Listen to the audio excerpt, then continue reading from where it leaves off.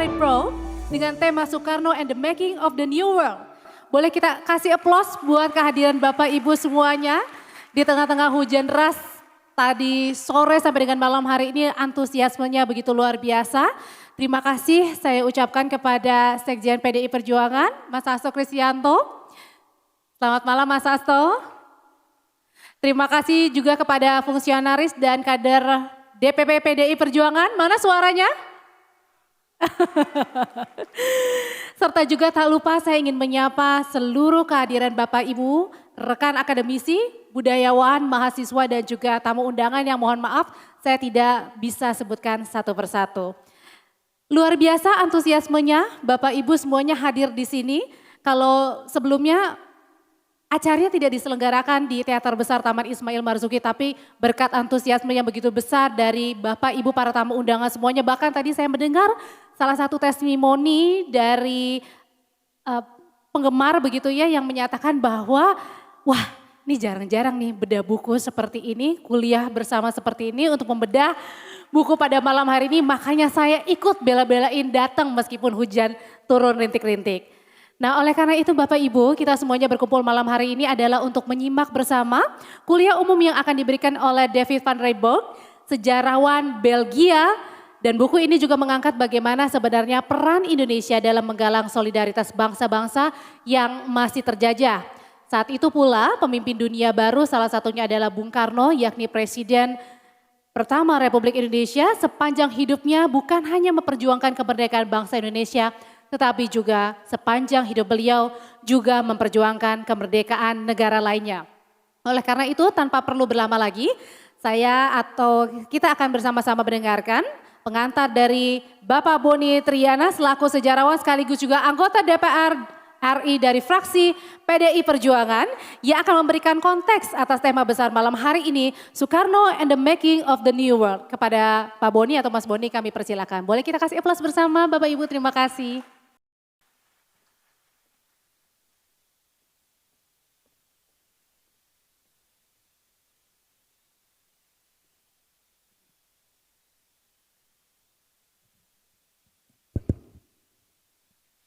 Assalamualaikum warahmatullahi wabarakatuh. Selamat malam para hadirin. Good evening everyone. Goedenavond. Yang terhormat Sekretaris Jenderal PDI Perjuangan Bapak Hasto Kristianto.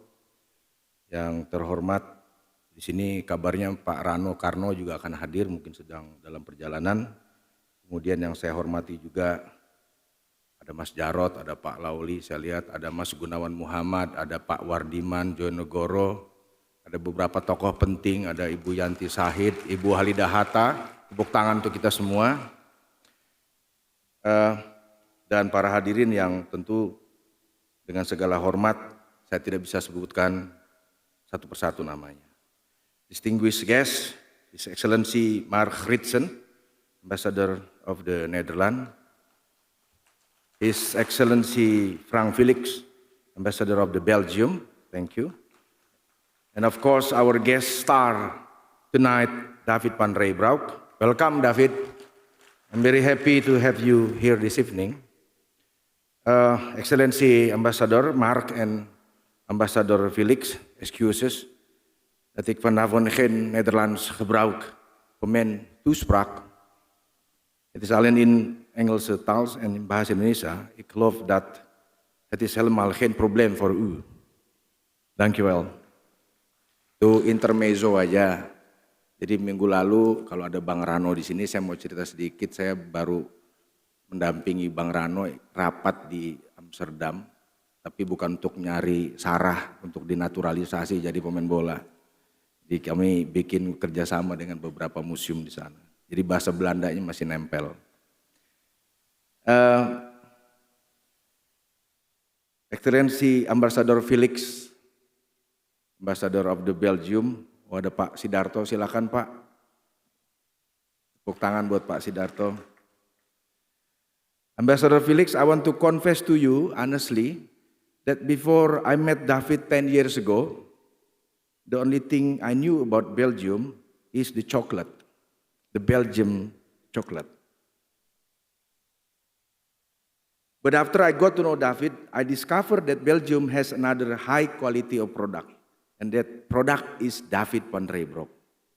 So please produce more David van Reybrouck and bring them all here. Tepuk tangan untuk David van Reybrouck. Excellencies, honorable guests, now please allow me to speak in my own language, bahasa Indonesia. Bapak Ibu yang terhormat, malam ini kita akan menyimak kuliah umum dari seorang sejarawan terkemuka dari Belgia, alumnus Universitas Leiden di Belanda, David van Reybrouck. Nama David melejit setelah menulis buku Revolusi, Indonesia and the Birth of the Modern World, yang kini telah diterjemahkan ke dalam bahasa Indonesia. Buku karya David ini membuka mata kita atas praktik kolonialisme yang ternyata tidak serta-merta lenyap ketika kehadiran fisik penjajahan tak lagi ada di negeri ini.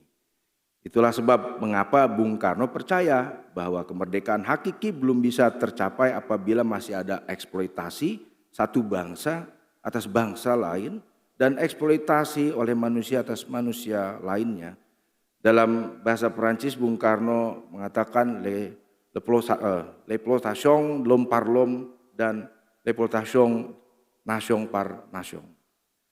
Dari keyakinan itulah Bung Karno dan kawan sejalan dari negeri senasib seperti Nehru dari India, Nasser dari Mesir, John Kotelawala dari Sri Lanka, dan UNU dari Burma mempersatukan bangsa-bangsa dari benua Asia dan Afrika untuk berkumpul di Bandung dalam konferensi Asia Afrika pada tahun 1955.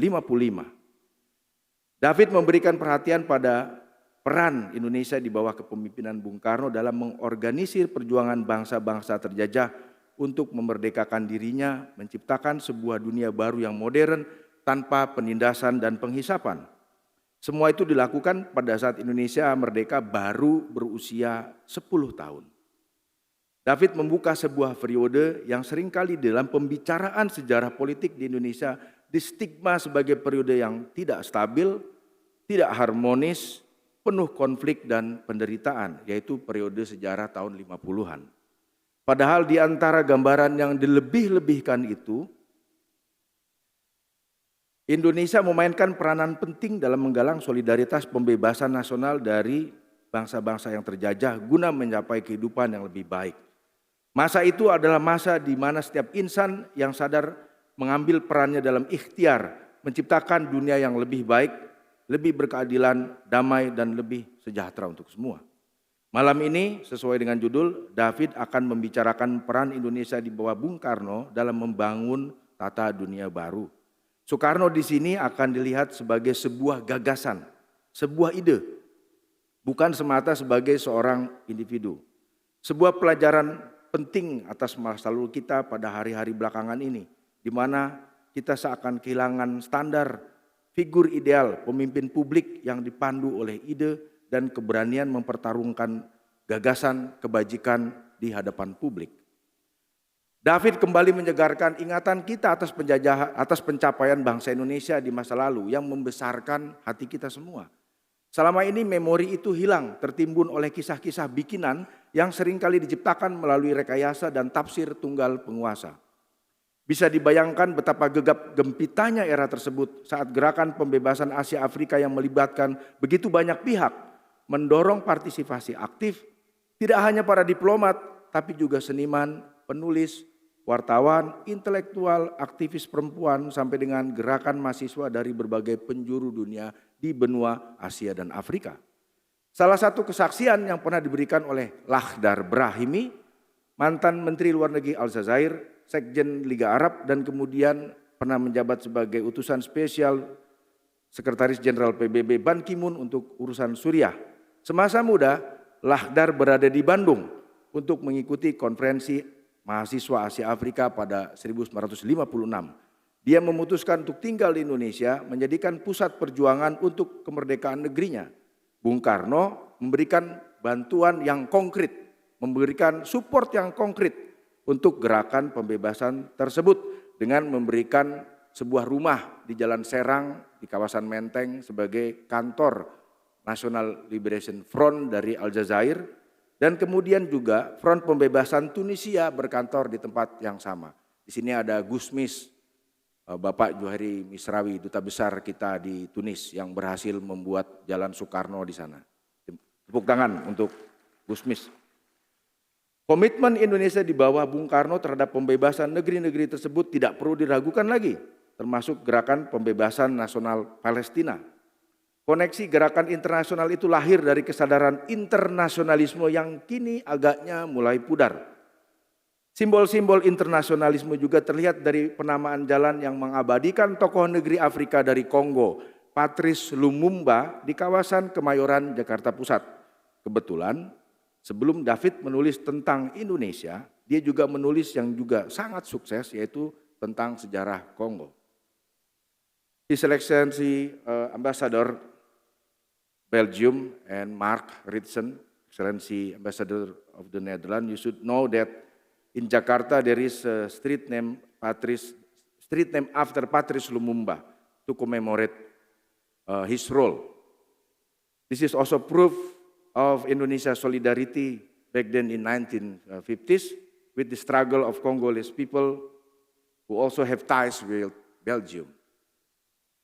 Demikian pengantar dari saya, mari kita bersama-sama merayakan kegemilangan Indonesia di masa lalu sambil sembari tetap menyalakan api semangat perjuangan pembebasan bangsa-bangsa di belahan selatan bumi ini. Excellencies, bedankt voor uw aandacht. Mogen we leren van de geschiedenis voor een betere toekomst. Terima kasih dan tetap merdeka. Wassalamualaikum warahmatullahi wabarakatuh. Waalaikumsalam, terima kasih kepada Bapak Boni Triana, sejarawan sekaligus juga anggota DPR RI dari fraksi PDI Perjuangan. Baiklah, sebelum kita menuju ke inti acara kita pada malam hari ini yakni kuliah umum, begitu. Bapak Ibu, kita sejenak terlebih dahulu menyaksikan bersama penampilan istimewa dari Ananda Sukarlan featuring Dialita. Akan menyanyikan dua buah lagu, yang pertama adalah dengan judul Asia Afrika Bersatu. Ini merupakan ciptaan Sudarnoto, diciptakan untuk solidaritas Asia Afrika kala itu sekaligus juga menunjukkan partisipasi para seniman. Dan judul lagu yang kedua adalah Bersukaria Lagu. Bersukaria ini merupakan lagu yang diciptakan oleh Sukarno yang biasanya pada kala itu dibawakan pada saat Bung Karno menerima tamu-tamu di istana. Lagu Bersukaria juga sekaligus diiringi oleh tarian lenso yang merupakan bagian untuk mempromosikan kebudayaan kita. Langsung kita sambut Ananda Sukarlan featuring Dialita.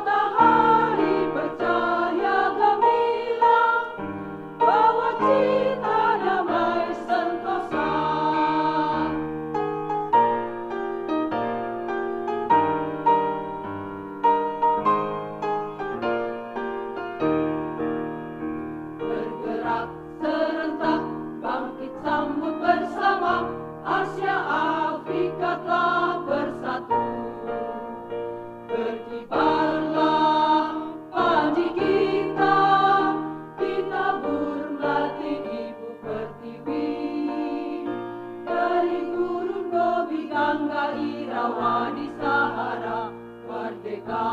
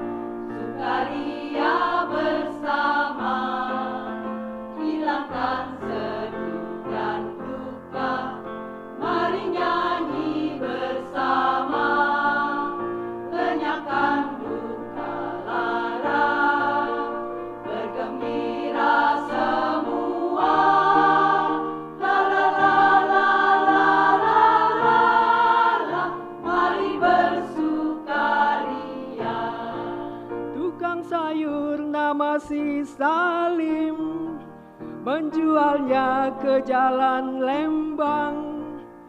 Indonesia anti nekolim, para seniman turut berjuang. Mari kita bergembira, sukaria bersama, hilangkan sedih dan duka. Mari nyanyi bersama, lenyapkan duka lara, bergembira semua. La la la la la la la la, mari bersukaria. Jumpa kakak di hari Rabu, tawaria berderai-derai. Asia Afrika bersatu, dunia lebih adil dan damai. Mari kita bergembira, sukaria bersama, hilangkan sedih dan duka. Mari nyanyi bersama, lenyapkan duka lara, bergembira semua. La la la la la la la la, mari bersukaria. Ke pasar minggu beli rambutan, tak disangka dapat durian. Rebut kembali kedaulatan, demi martabat dan kemandirian. Mari kita bergembira, sukaria bersama, hilangkan sedih dan duka. Mari nyanyi bersama, lenyapkan duka lara, bergembira semua. La la la la la la la la, mari bersukaria. La la la la la la la la, mari bersukaria.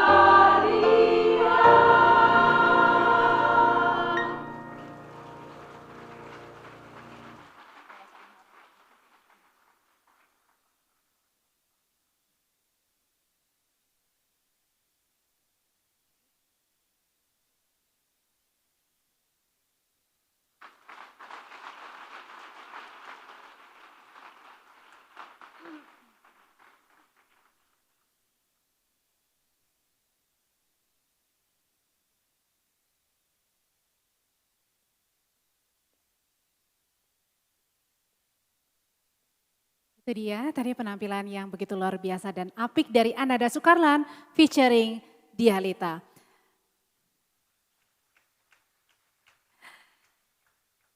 Baiklah Bapak Ibu, kini saatnya kita masuk ke acara inti kita pada malam hari ini.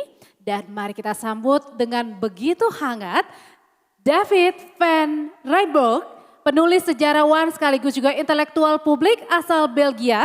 Bersama dengan Bapak Hilmar Farid selaku sejarawan. Mari kita berikan tepuk tangan yang paling meriah untuk David dan Bapak Hilmar.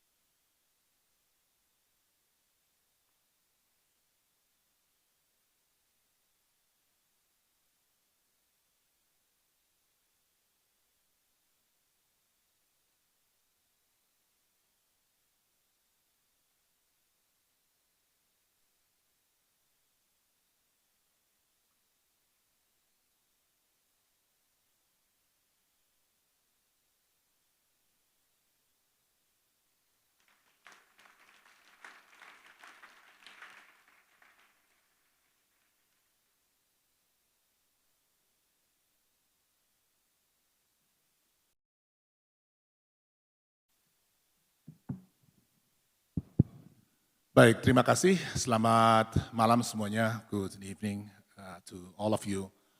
I'm Himar Farid. I'll be the host for this evening event. And of course, David van Reybrouck is flown all the way from Belgium. He arrived 2 days ago. And in our discussion before this, he suggested there was a slight change of the program. Instead of having a public lecture, him talking to you for 1 hour or so, he wanted us to have a conversation more. So that will be the format for tonight's event. And after probably an hour or so, we will invite you to comment or ask some questions. So yeah, this will be the program of tonight. And David, to start the conversation, you are trained as an archaeologist, right? You're from Belgium, but you have written a book, a beautiful and wonderful book on the Indonesian Revolution. So how did it start? Because normally archaeologists would focus on the prehistoric past, right? Or the ancient history, but you ended up writing a book on Congo and also about the Indonesian Revolution. Can you elaborate on that bit? Yes, thank you very much, and good evening, everybody. It's a great honor to be here. It's the first time I'm back in Indonesia for 9 years, and if somebody would have told me 12, 13, 14 years ago when I was doing my field work, working closely together with my friend Boni Triana, one day you'll be back in Jakarta and there will be tropical rains and the big theater, the Teater Besar, will be full, I would not have believed it. But here you are. It's absolutely fantastic to be here. Thank you so much. Yes, I was trained as an archaeologist. It seems like a very long journey from digging in the ground for prehistoric remains to writing on the Indonesian Revolusi. And yet, it's quite logical. I worked as an archaeologist and I got interested in the history of archaeology. How did the science of archaeology develop? Because they were looking a lot at anthropology. That's interesting.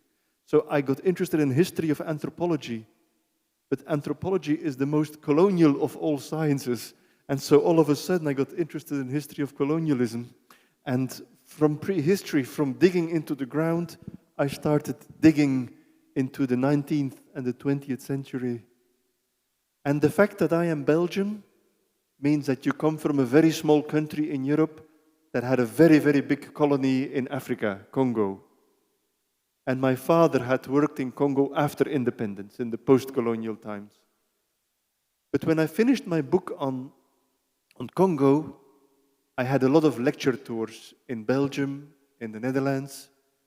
And every time I had a talk in the Netherlands, at the end somebody would raise a hand and it's wonderful you have done this for the colonial past of Belgium. Why is nobody doing this for the colonial past in the Netherlands? And I said, this is a very good idea. I'm going to encourage my Dutch colleagues. So for 5 years, I tried to convince my Dutch colleagues there is a book to be written there, and the witnesses are still alive. You have to hurry. And obviously, there's a lot of tremendous academic work being done. There is a lot of good writing going on, but the sort of book I had in mind was not taking place. And some of my Dutch fellow writers said yeah, I'm doing something else now, or it's too complicated, or too delicate. I don't dare to touch it. If I touch it, it's going to be misery for the rest of my career. And then at a given point, I said, I'm not sure whether I should write this book, but I heard about an elderly lady in the Netherlands who was Indo-Belanda, and she was old, and she had stories about the Bersiap, the Bersiap time. And so I started to interview her. And you know how it goes. You do one interview, and you say, I'll do another one. And before you know, you've started on a project. I haven't chosen the project has chosen me. And so it's a bit funny to be a Belgian, to have written a book on Indonesia. The Dutch often said, are you writing on Indonesia? You're not even Dutch. And my answer was, but it's no longer yours. It's a free country. And by the way, yeah, it's true. I'm a Belgian. I know what it means to be colonized by the Dutch. We've been part. Holland has lost territory twice in its history. In 1830, when Belgium declared its independence, and it took 9 years before Holland recognized it. And then in 1945, and it took only 4 years. You did a much better job than the Belgians did. But surprisingly, at a given point, I mentioned it in a weekly that I planned to write, that I was preparing a book on the Revolusi, on Indonesian independence. And then on Facebook, there was a reaction from Geert Wilders. Geert Wilders is the right-wing populist politician. And he said, and he has partial Javanese origins. I've been told that is the reason why he dyes his hair blonde, not to show he is partially Asian. I don't know whether it's true. But on Facebook, his page said, what is this Belgian idiot trying to do? He should better write a book on Belgian Congo first. But I already had done so. So I got a lot of phone calls from Dutch press and Belgian press if I wanted to comment on that comment. And I said, no, the comment is perfect. There is nothing I can add to improve it. So I kept silent, but I put it in the book. And I think it's where it belongs, yes. So the question was, how come a Belgian archaeologist writes on Indonesian independence? That's a bit of the story. So from Neanderthals to anthropology, from anthropology to history of colonialism, history of Belgian Congo, and all of a sudden I find myself in a language school in Jakarta trying to learn my beginnings of Bahasa Indonesia. Well, yeah, my response to that, don't mind the Dutch. You are very much welcome by the Indonesians here. So your book, I mean, yeah. The title of your book is Revolusi, the birth of the modern world, right? It's a huge claim that you're making. Yeah, we get the impression from reading the title that modernity starts with the Revolusi. Can you elaborate that more? Because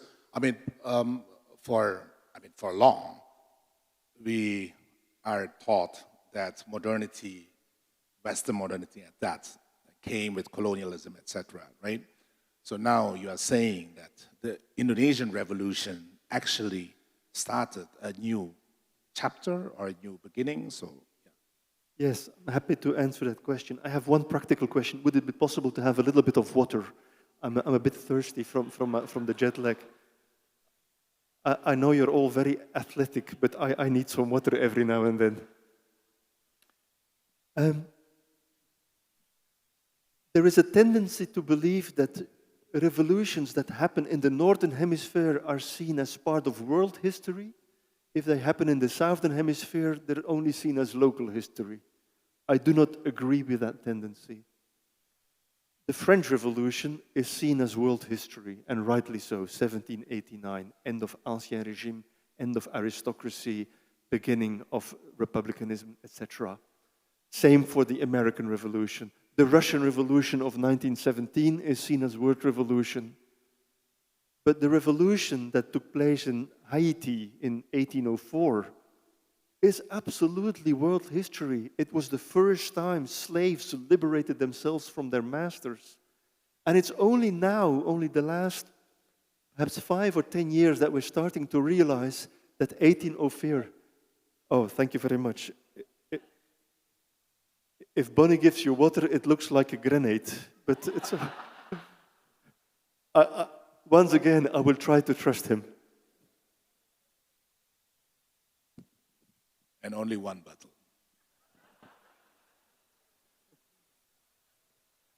Yes, normally with Bonnie, there's more than one bottle.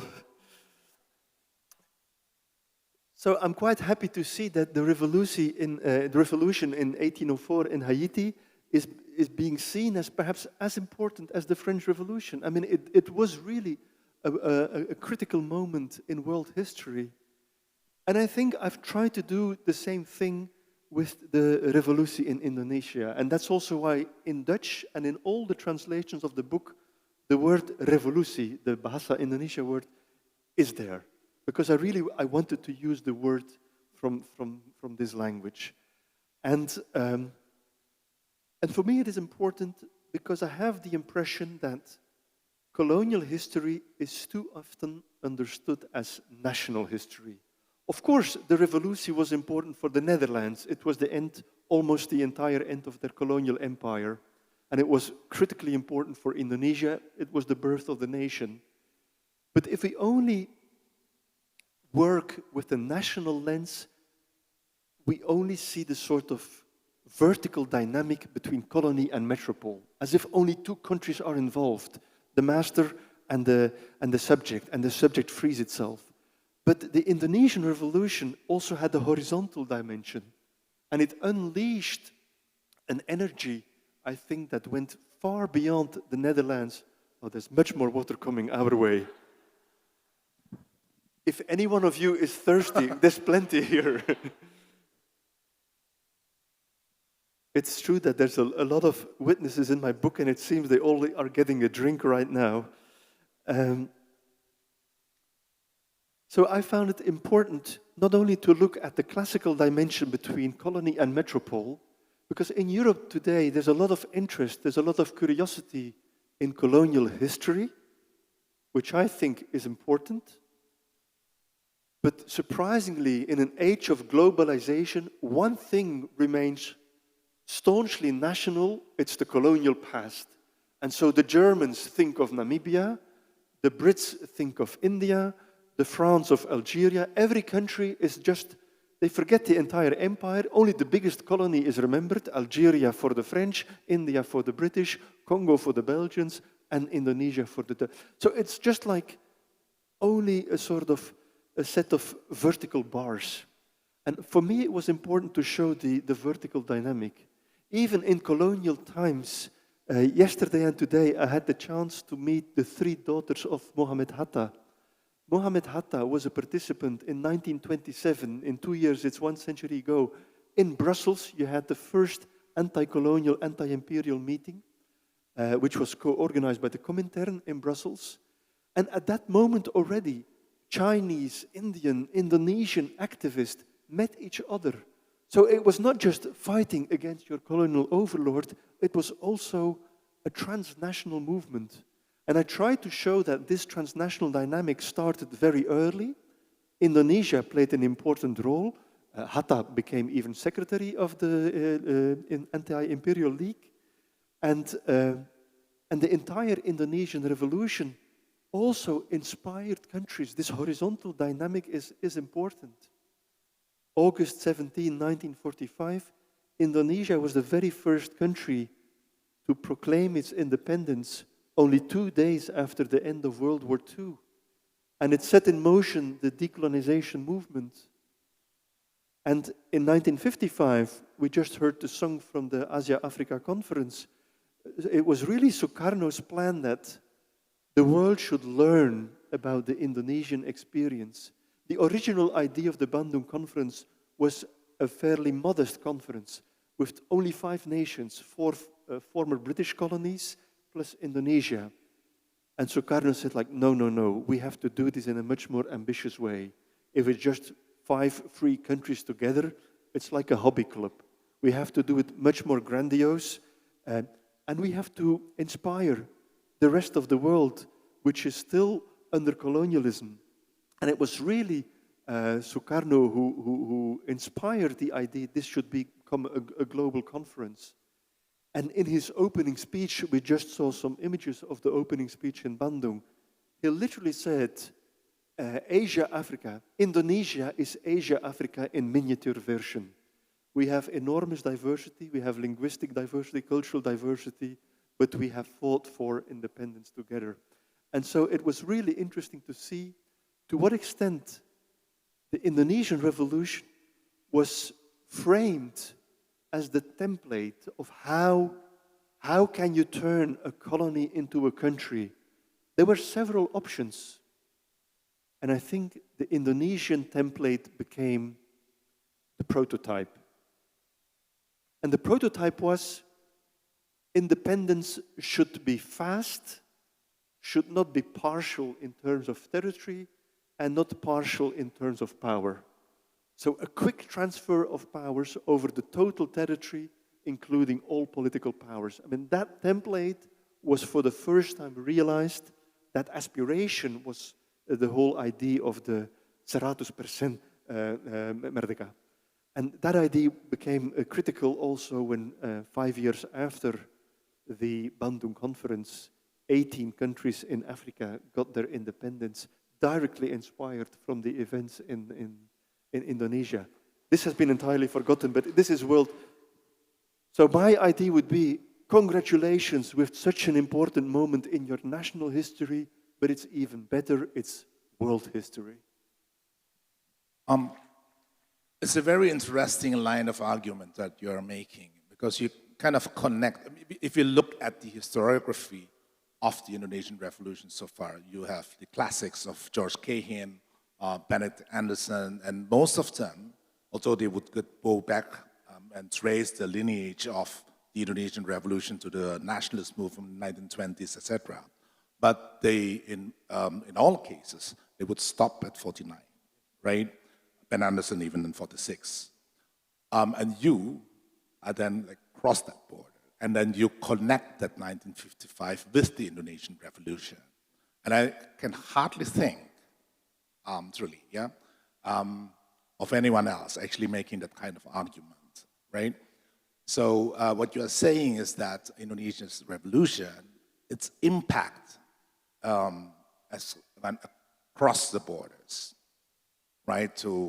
But you've done research on Congo. How do you see the connection between? Oh, there's a very direct connection. And it's true, even in Indonesia and in the Netherlands, the Revolusi is remembered as a sort of national event. And even here in this country, my impression was, and correct me if I'm wrong, that this international dynamic has never been very forcefully stressed in the sort of national narrative. And I think you can congratulate yourself for having played an important role. Now, if you look at what happened after the Bandung Conference, every continent was touched by the spirit of Bandung. April 1955, the delegates go back home. They have spent some wonderful days in the conference center in Bandung. And one of the youngest participants was Nasser, who had just become head of state of Egypt. The first Egyptian since the pharaohs to become Egyptian head of state. And originally, he was not interested to come to Indonesia. It was Nehru who had to call him to Cairo and say, Gamal, I think this is going to be interesting. You better come. So Nasser comes to Indonesia, doesn't know what to expect. On his way back home, his aircraft has to make a landing, and a journalist is asking a couple of questions to Nasser. And Nasser say, there are two important events in the 20th century. It's a discovery of atomic energy, and it's the Bandung Conference. That was quite a thing. And when he arrived home in Cairo, there had banderoles over the streets saying like, welcome hero of Bandung. And this was the moment, Nasser was already, he was an Arabic nationalist. And he used radio as a means of propaganda. And in Cairo, there was a very powerful radio and aerial. And so he was promoting the idea of secular Arab nationalism to the Near East and even as far as Algeria, Tunisia, and Morocco. And so his radio programs were being listened at, and he was inspiring an entire generation. And then he said, like, but if our radio station is powerful enough to reach West and East, we can also reach South. And he started to make radio programs in Kiswahili to spread the message of Bandung. And I found a number of transcripts. So people in Tanzania, in Kenya, were listening to radio programs on Radio Cairo, which were talking about funny stuff that the British colonizers never spoke about. So it was really interesting. And another country, another sub-Saharan country, I think together with the two leaders in Africa, it was Nasser and it was Nkrumah. But Nkrumah was not allowed. The British would not allow him to go to Bandung. They were afraid. The British didn't like the Indonesian template for decolonization. They were doing it very, very slowly. Nkrumah had already some powers, but he didn't have, for instance, a foreign policy. Foreign policy had to remain in the hands of the Brits. And the idea was a very gradual transition. And Nkrumah was not allowed to travel to Bandung. But he heard about it, and he was in close contact also with Nasser, and he also married an Egyptian woman, and his first child was named after Nasser to show how intimate the connections were, even in the private lives of the leaders of Egypt and Ghana. And Nkrumah said, okay, I was not allowed to go to Bandung. This was 1955, but why shouldn't I organize a similar conference here in Accra? And he organized two conferences in 57 and 58 for aspiring activists in sub-Saharan Africa. And one of them came there, and it was a young man from Congo who had been extremely pro-Belgian, an admirer of King Baudouin, and his name was Patrice Lumumba. Patrice Lumumba arrives in Accra and all of a sudden discovers an entirely different discourse. And he meets the aspiring young leaders of sub-Saharan Africa.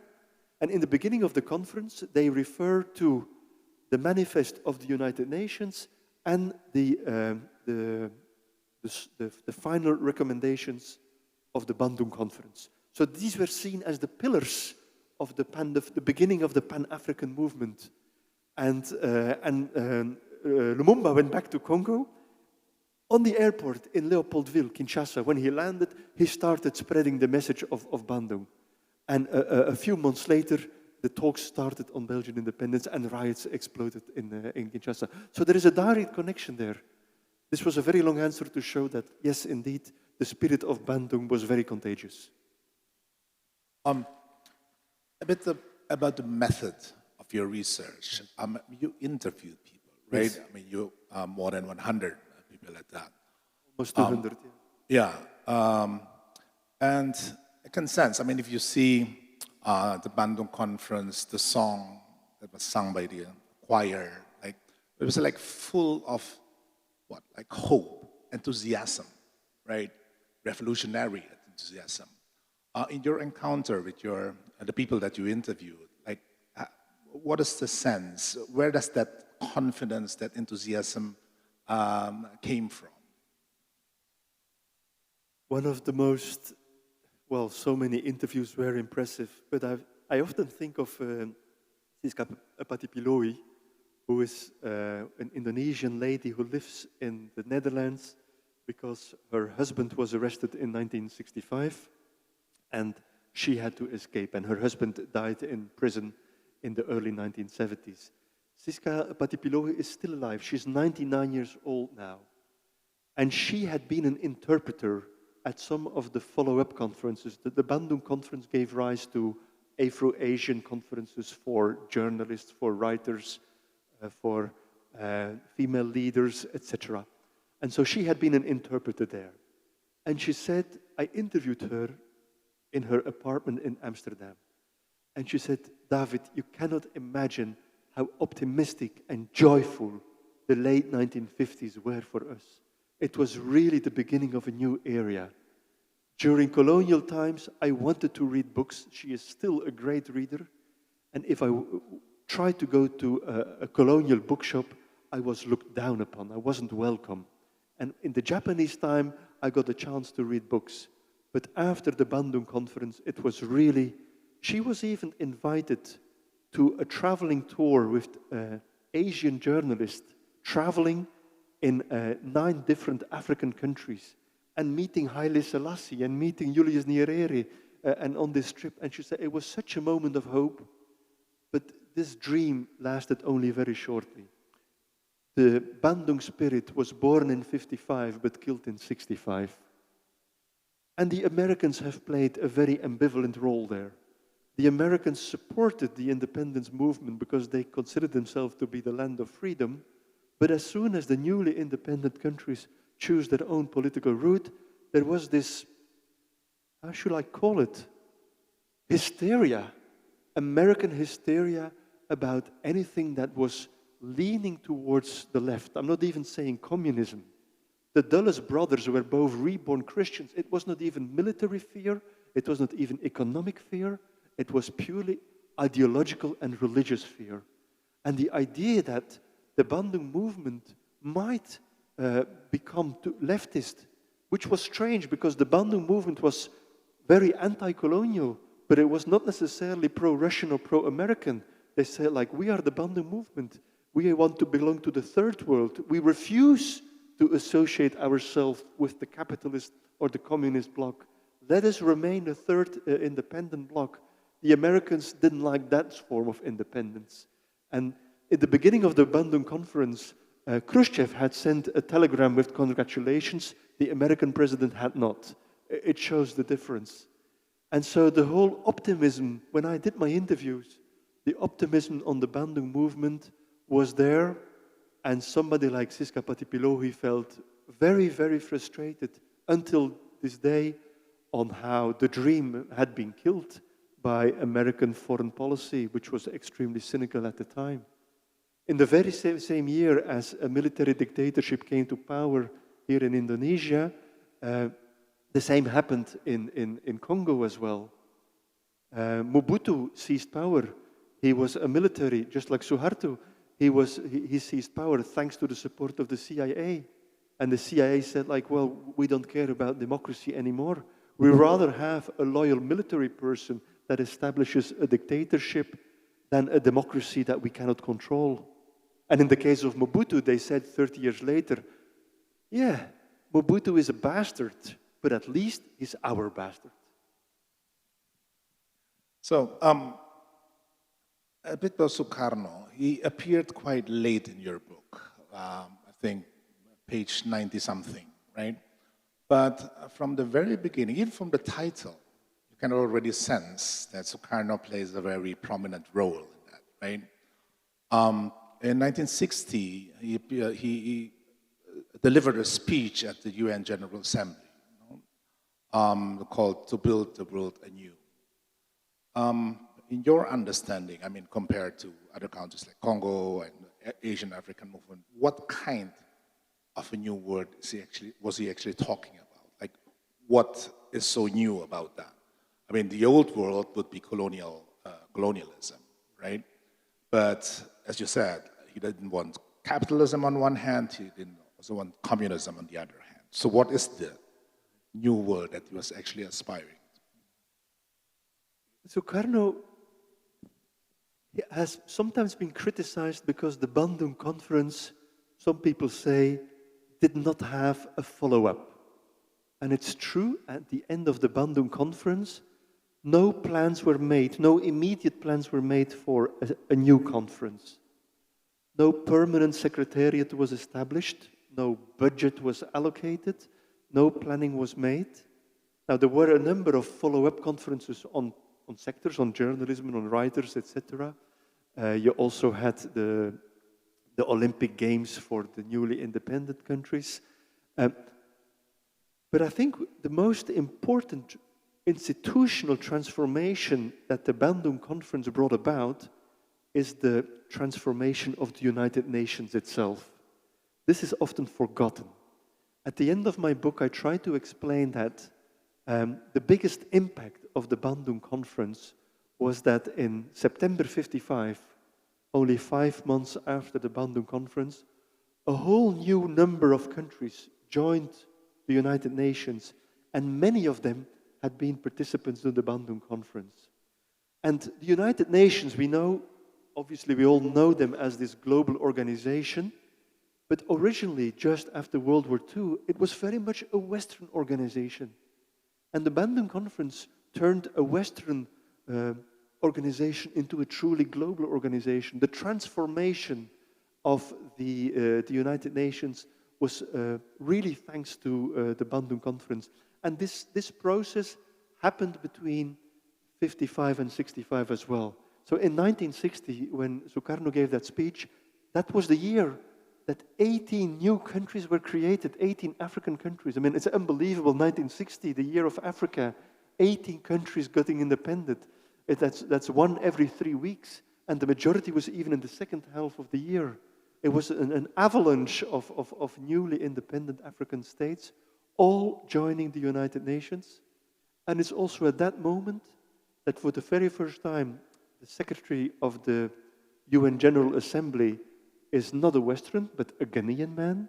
And then the very first Secretary General of the United Nations is U Thant, who is from Burma, from Myanmar. And so I think the vision that Sukarno was developing was a very similar one to the one he had been spreading after the Bandung Conference. He had become, after the Bandung Conference, very few heads of state in the midst of the Cold War were welcome across the globe. He traveled to America. He had a Tickery parade. He had standing ovations in American Congress. He had dinner with Marilyn Monroe. He was received by the president. And then afterwards, he could travel to the Soviet Union and talk to the leaders of the Soviet Union as well, and then traveling to China. And very often, he was the messenger between this global player. He really tried to play what he had done before the independence in Indonesia, trying to bring together the three different ideologies, political Islam, socialism, and nationalism. He was trying to repeat this on the global scale. Capitalism, communism. He even went to the Vatican and speak to the Pope. That must have been a very interesting conversation, by the way. The only country which he never visited and he never was invited to during his lifetime was the Netherlands. He never set a single foot. And just 2 months ago, on August 17, I met Kartika Sukarno, his youngest daughter. I had met her mother, Dewi Sukarno, in Tokyo as well. And I met her in Belgium, and we decided to work together on an op-ed piece for the Dutch national newspaper NRC Handelsblad, saying like, come on, Dutch government, it's time there's at least one square or one street or one tunnel in the Netherlands that should be called after Sukarno. It's obvious. And in the article, we were mentioning the example that in London, in front of the Houses of Parliament, there is a beautiful bronze statue of Gandhi, not far away from Churchill's statue. There is not a single statue of Sukarno in the Netherlands. There's not a single street name. But you still have street names referring to the maritime heroes, they are still called in the Netherlands. It's the people like Jan Pieterszoon Koen, who perpetrated the genocide on the Banda Islands. You still have statues of Koen, the most important tunnel in Amsterdam. I believe that the Koen Tunnel, which is the one you hear about every day on the radio because you have Machete every morning in the Koen Tunnel, I believe the Koen Tunnel should be renamed to Sukarno Tunnel. So every morning on the radio, every Dutch person will hear the name Sukarno on the radio.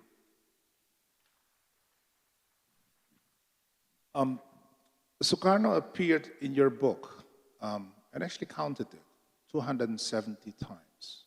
How many times? Yeah, 270 times, right? I got 2 copies of your book. One is full of scribbles, but I will bring a clean copy for you to sign later on. And in the discussion, the early discussion of Sukarno, you mentioned about his ability to translate complex ideas into common people's language, right? So that he has that kind of like knack for that, right? But yeah, what's your impression reading Sukarno's speeches and see how he interacts? He talks to Khrushchev and all these like world leaders, yeah. But at the same time, he can talk to a marhain industry. So he has that kind of ability, which is, yeah, special, I would say. Well, I never met him, of course, but I've had the chance to meet some of his family members now. He had an incredible oratory skill. And he was one of these persons that feels at ease with everybody, with I was going to say a simple Tani, but a Tani is not necessarily a simple man. An everyday Tani and an everyday Pope, so to speak. He could talk to everybody, felt at ease. If you look at the videos that we still have of him, he comes across as extremely, supremely confident, who found words so easily, who found metaphors so easily, who made jokes so easily, who knew how to enthrall an audience. It must have been quite an experience if people were, even already in the 1920s, early 1930s, people were flocking, thousands of people were flocking to hear him. I mean, Cokronimoto was a great speaker, and Sukarno, when he was a student in the house of Cokronimoto in Surabaya, he was admiring, but he was very timid as a young boy. If you read his biography, he was very shy, and then he was so impressed by the rhetorical skills of Cokronimoto that he said, like, I want to become like him. But that is quite an accomplishment. Trying to become a good speaker is not easy. It reminds me of the father of rhetorics, Demosthenes, the Greek father of rhetorics. He had a speech impediment, and he put stones in his mouth and went to the beach in Athens 25 centuries ago, shouting against the waves in order to find his voice as a speaker. Now, Sukarno as well was one of these persons who really trained to become a charismatic, understandable, charming, flamboyant, smart, intelligent, irresistible speaker. And that combination of a political vision, this is where the country has to go to, combining it with the political strategy. Okay, we have Sarakat Islam, we have the socialists, we have the PKI, and we have the nationalists, but these are not distinct blood groups. There's a lot of overlap. Some people are members of different political parties. Why should I contribute to the splitting apart? Maybe I should try to unite this movement. This was political strategy of the highest caliber, I think. And then this clear vision combined with the rhetorical skill, pragmatism as well. I mean, his pragmatism was extreme during the Japanese occupation time. For the Dutch, it's very strange. The Dutch in the colonial times, they thought he was too left-wing, and during the Japanese time, they thought he was too much fascist. So they always found an argument. And it's true that during the Japanese occupation, his pragmatism was far-reaching. The campaign, the propaganda he made for the Romusha forced labor campaigns was far-reaching, and he was extremely pragmatic. You can even say cynical about it. He said, if I have to sacrifice a number of thousand people to liberate 60 million people, that's the price we have to willing to pay. That's quite a thing to say. For the Dutch, it was like they were almost happy he worked with the Japanese, because then they could say, like, he's a collaborator, like the collaborators in Germany. But there was never question of any ideological collaboration. Sukarno was never a fascist. This is so clear. When I sat in the house of Devi Sukarno in Tokyo, this was a bit of a difficult moment, and I said, Ibu Devi, I have to ask you a difficult question. Some people in the Netherlands said that your husband was a collaborator with Japanese fascism, and he was like mustard. How do you react to that? And she said, like, but it's easy. The Dutch threw him in prison. The Japanese liberated him from prison. That's why he worked together with him. And for him, it was very clear independence was going to be much more easily obtained with the Japanese than with the Dutch. And as a Belgian, as a Flemish Belgian, I can understand this. Because in World War I, there was a movement in Flanders that were saying, World War I, we're not talking about fascist times, they are saying, we Flemish people, we don't have any rights in Belgium, the French are dominating us, so maybe we should work with the Germans, we are not the friends of the Germans, but with the Germans we are going to get more autonomy quicker. It's that logic that was at play with Sukarno as well. But so this combination of rhetorical skill, political strategy, charming personality, and I think a sort of stubbornness. He must have been a very charming but very stubborn at the same time as well. One of the people I interviewed for my book as well was Kartika Affandi. I was told she is still alive now. She still lives in Jakarta. And as a child, every Sunday morning, before the movement moved from Jakarta to Yogyakarta, there was a meeting, there was lunch with artists, because Sukarno was a great art lover. This is often forget. You would hope that more political leaders would be art lovers as well. If you look at what Donald Trump is doing to the White House, the man has the poorest aesthetic taste in history. But Sukarno had a great artistic taste as well. Bonnie once introduced me to an Indonesian art historian who worked on the art collection of Sukarno. It's an impressive collection. And so Kartika Affandi told me that every Sunday morning, her father, Affandi, with other artists came together and they had lunch. And it was such a festive, joyous moment. Political leadership and artistic leadership found themselves. And it must have been a joyful. And she told me, Sukarno, she was a child, Sukarno was just so playful and joyful with me as a child. Still on Sukarno, although this is not your area of research, like after 55 and 57, the guided democracy started, right? And Sukarno is often thought of being an authoritarian leader and all that, or that he actually opened the door for an authoritarian polity to emerge in Indonesia. So what the New Order did after that is just a continuation of that. But as we know, there were like regional rebellions. Cahin, again, wrote a very interesting book, Subversionist Foreign Policy, like CIA's involvement in all these like attacks on the Indonesian Republic was really clear. So looking at that history, and I think in Africa as well, you have a similar pattern, right? Coup d'etat, like after coup d'etat. So the end of that dream of the modern world that you are talking about came in the 1960s.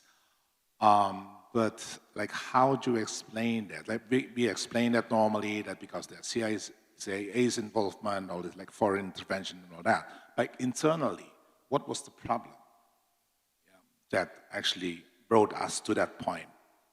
In 65 or in 60? Before early 1960s, 65. I think it goes back to the American reading of the Indonesian situation. In the beginning, right after the war, the Dutch were supported by the British, who sent the Gorkhas, and the understanding was that Indonesia should become part of the Netherlands again. And the Americans at a given point supported that as well. They were behind the Dutch. They were originally very afraid in 46, 47. Holland was very poor. There was a real danger that Western Europe was becoming communist as well. And so they said, like, to make sure that poverty is not going to be the source of communism, we have to make sure that the Dutch have access to their colonial products. And therefore, the Agressie Militaire Belanda, the first one was called Operatie Product. And so the Americans really sided with the Dutch first. And then in 48, they changed. And they changed because they saw that in China was becoming communist as well. They were very nervous. Russia becoming communist was already bad enough. Now China was on its way to become communist. And Indonesia had the third biggest communist party in Asia. So there was a big fear that Asia was going to become communist. So the danger that Western Europe was becoming communist all of a sudden became a minor problem compared to the Indonesian. And then I think the Madiun revolt and the way Sukarno and Hatta reacted to the Madiun revolt really changed American perspectives. Here is a communist danger, and we see a nationalist leader who is willing to fight the communists. And Bonnie and I had the chance to interview Sukarno. Of all the witnesses I was able to interview for my book, he was the one who had still been in a key position, both in Surabaya and in Madiun. And so for the Americans, the Madiun rebellion was like the tipping point, like, maybe the Dutch colonial times are over, and maybe we should support nationalist leaders who are willing to fight communists. And this is the moment when the Americans changed their attitude. Surprisingly, the moment, and also during the Round Table Conference in 49, it was the Americans basically pushing the Dutch to let Indonesia go. And when the Dutch were asking a ridiculous amount of money for Indonesia to pay for its freedom, which I think is still the most unbelievable thing, 6 billion guilders were originally asked, and including the price of the war that had just been waged against Indonesia. Can you imagine? It was just like a 19th century slave having to pay his boss for his own freedom. And it was the Americans that say, like, okay, you are going to get some money, they told the Dutch government, but the agressie militaire Belanda, you are going to pay for the war you started yourself. And so the Americans were strongly in favor of this newly independent Indonesian state. They were supportive of it. And then throughout the 1950s, they became increasingly worried about Sukarno's position towards the Communist Party. And the moment they felt like there was too much proximity between Sukarno and Indonesian communists, they started to distance themselves. And already in the 1950s, they started campaigns to undermine Sukarno's authority as well. And I think that explains the whole dynamic.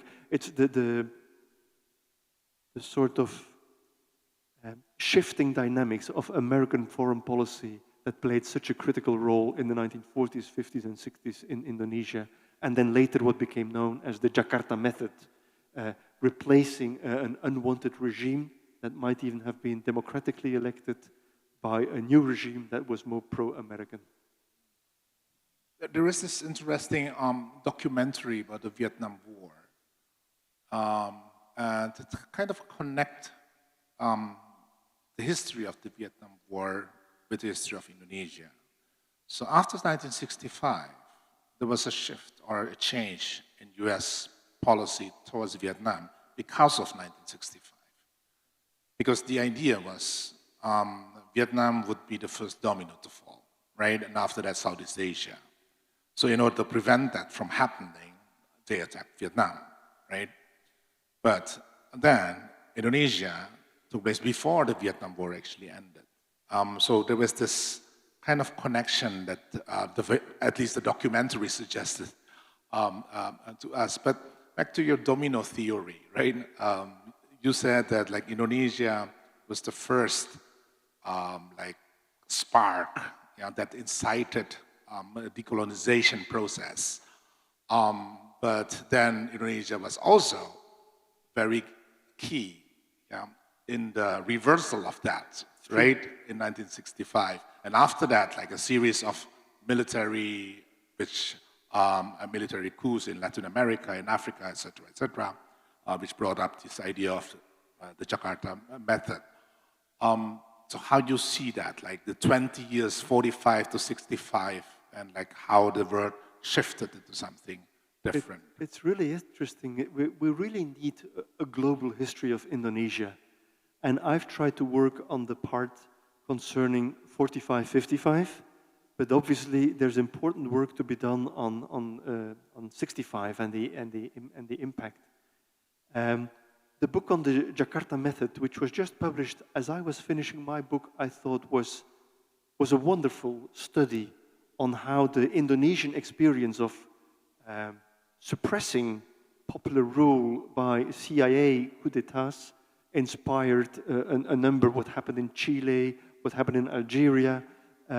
This was for me really interesting to see. So there is there is actually a history, a global history of Indonesia to be written on 3 years, 45, 55, 65. I have done 45, 55. The book, Bevins, who wrote the book on 65, have done it. But it's really true. And I think my impression is, but you know this better than I do, so forgive me if I'm wrong, but my impression is that the 30 years of military dictatorship have made Indonesia much more isolated on the world scene. And it's only now that the country is rediscovering the global significance it had in the 1940s, 50s, and 60s. You often see that a period of military dictatorship is a much more, how should I call it, introverted, navel-gazing period. And if you compare that to how broadly, how well-known Indonesia was on the world stage back then, I think never again has Indonesia played such a substantial role on the international scene as in the 40s, 50s, and 60s. We were talking about like a kind of a regression, right?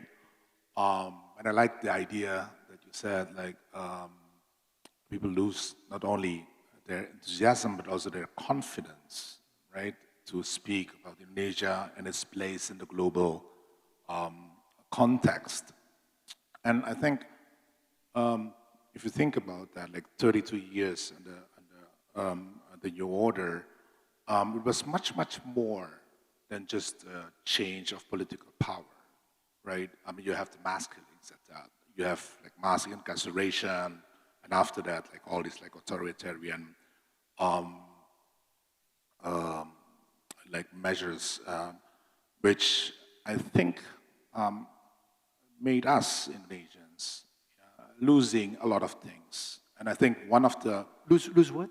a lot of things, and one of the things is this confidence that the confidence to think about something big, about something grand, like imagining a new world. Which brings me to a point that I think you are currently researching about climate, right? And you mentioned climate as being a result, but also like a kind of a form of colonization. So can you explore a little bit about that? Yes, I'm happy to do so. So I've written 2 big books, one on the history of Congo, one on Indonesia. And for a long time, I thought that colonialism was something of the past, and we had to come to terms with it, both in the north and in the south. And we need a global understanding of the phenomenon and reconnect. Sure. But now I've come to understand that there is perhaps a new form of colonialism taking place, and which is not necessarily the colonialism of new continents, of new territories, but the colonialism of new times. We are now colonizing the future generations. We are heavily conditioning future generations, their life, their health, the sort of context in which they will have to live. They have no voice. We treat the future as if it is an empty territory and we can grab and take natural resources without any regard for the ones who are going to have to live there. The least represented voices in our world today are the future generations. And there is definitely a colonization of the future taking place. And sadly, this future is happening sooner in the global south, which is less responsible for global warming, than in the global north that is most responsible. That, for me, is deeply unjust.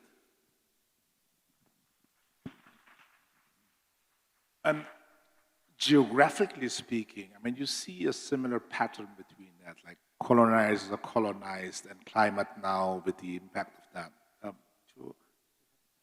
Well, this idea, the first time I got this idea, like, there is a similarity between historical colonialism and climate colonialism. I was in a bookshop in New York, and I found a small book that said, "Climate Change is Racist." And I said, that's a funny title. And I opened it, and it had a map of the world which showed the countries most responsible for climate change and the countries most affected. And at first glance, it looked like the copy of the colonial map. And I said, like, but this is curious. This is what I've seen before. And I'm preparing a new book now. It's not available in Indonesian yet for the very simple reason it's not available in Dutch yet. I still am in the process of writing it. But a few months ago, I decided to do, it's hard to do research on the past, but it's much harder to research on the future. And especially to interview people from the future. But I decided to find a place on a cargo ship. It was very hard to find.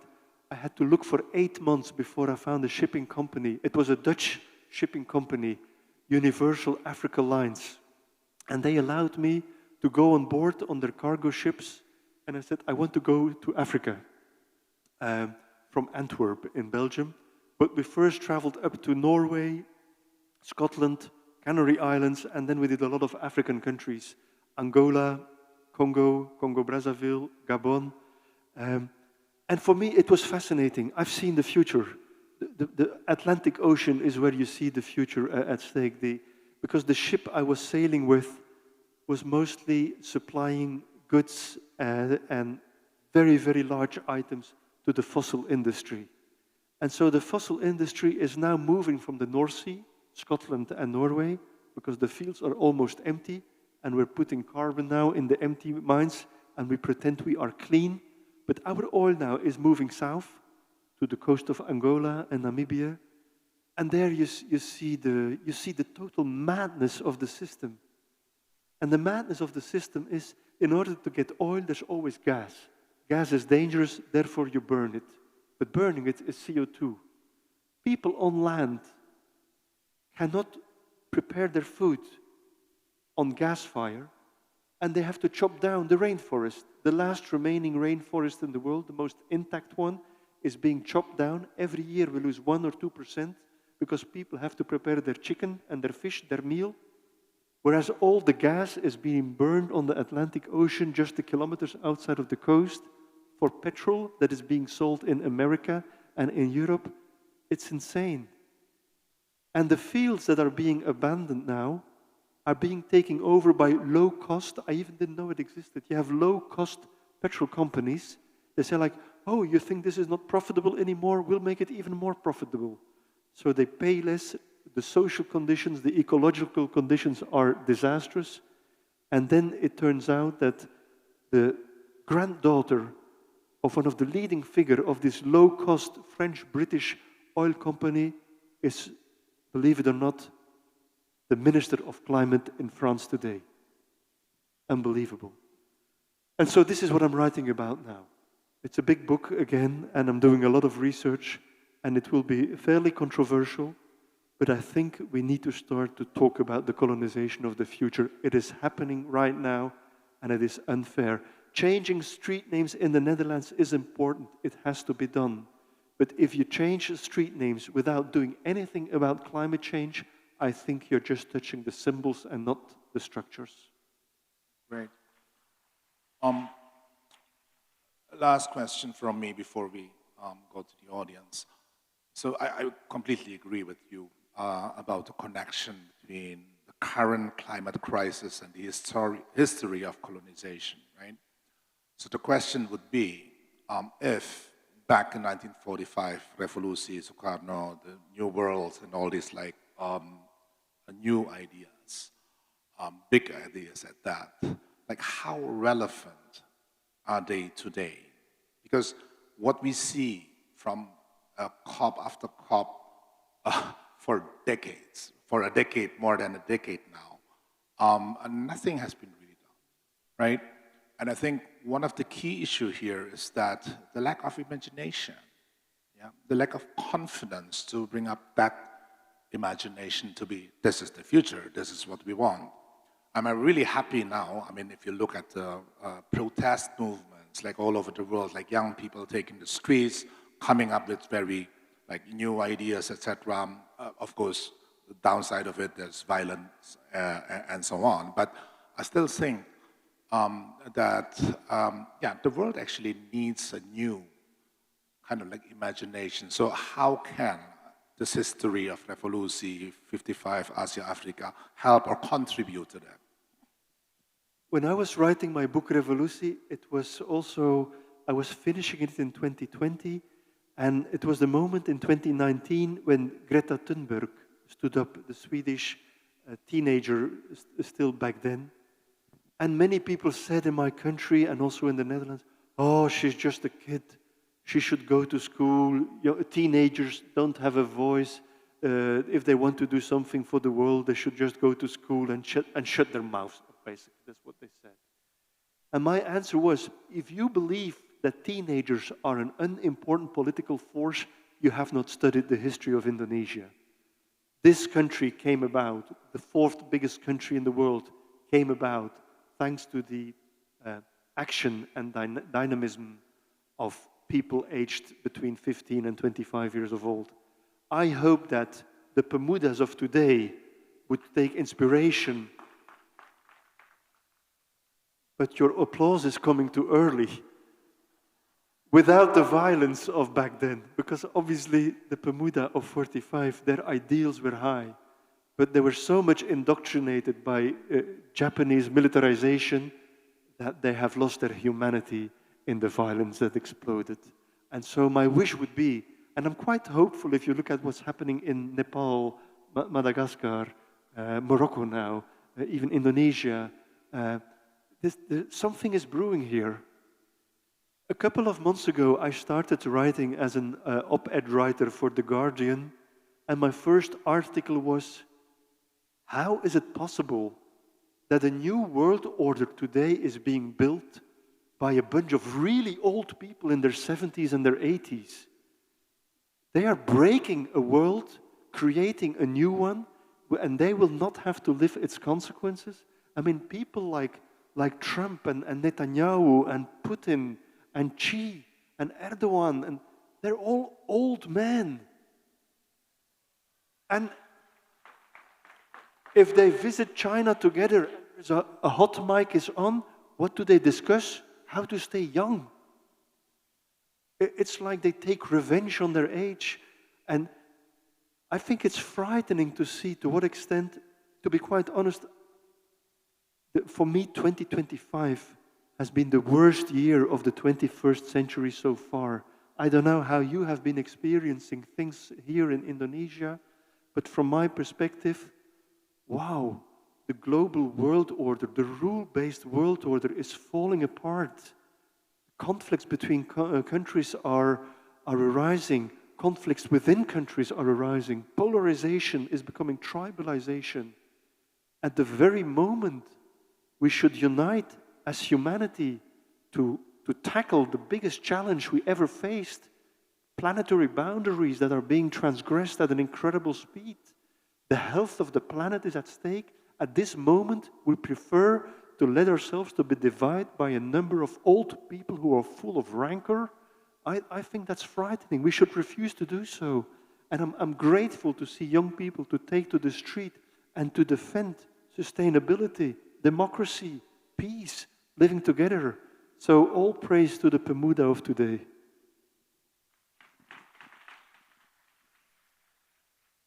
Well, let's now turn to the audience, and in the spirit of inviting young people to speak, because we have notable figures in the audience. We have Pak Sidarto Danusubroto, Pak Darto. Pak Darto, he was the last adjutant to President Sukarno. Ibu Sukmawati is also among us, Sukarno's daughter. And a number of very important people in the audience. But I'd like to invite Mas Diko, who had the confidence to actually send me a note because he wants to ask a question. Diko, where are you? Yeah. Feel free, yeah. You can talk in bahasa Indonesia, boleh pakai bahasa Indonesia aja kalau mau nanya. Can we have a little bit of light in the room, perhaps? Yeah.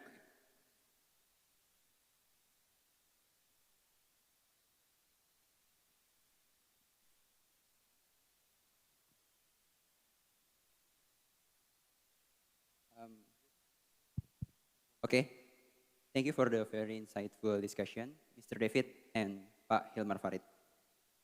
From the discussion, I learned so many things from this discussion, and one of them is that Sukarno never visited the Netherlands anyway. After Sukarno, Indonesia was led for 32 years, which, according to many activists and the media, had many human rights issues. As one of the pemuda nowadays, I just curious about your opinion, Mr. David, on Suharto being nominated as a national hero. What's your opinion? The burning issue of today. Say again? What did you say? The burning issue of today. Well, now you got me. Considering Suharto as a hero, a national hero for Indonesia, for me feels a little bit like considering the idea of Donald Trump receiving the Nobel Peace Prize.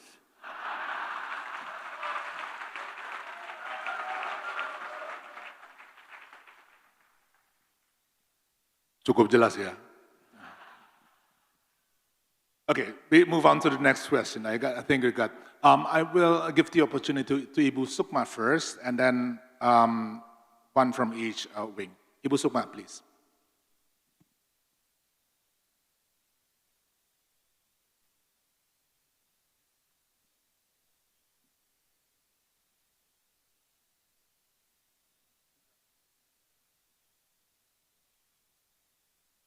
Hello, Mr. David. I am Sukmawati, the daughter of Sukarno. Very pleased to meet you. Sukarno and the making of the new world.